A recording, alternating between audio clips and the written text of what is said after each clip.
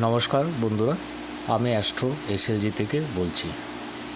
আজকে আমরা ডিসকাস করব প্রথম হাউজের লর্ড যদি দ্বিতীয় হাউজে থাকে তাহলে কীরকম রেজাল্ট দেয়।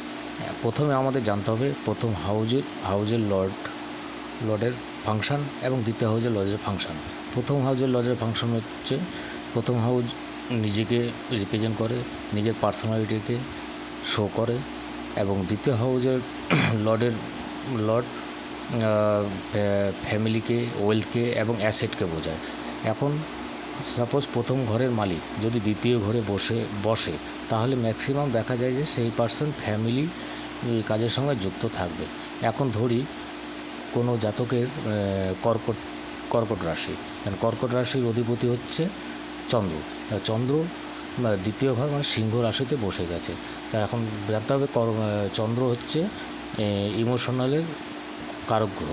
এখন দ্বিতীয় ঘরে বসে থাকলে সে তার ফ্যামিলির সঙ্গে ইমোশনালি অ্যাটাচমেন্ট থাকবে। ধন্যবাদ।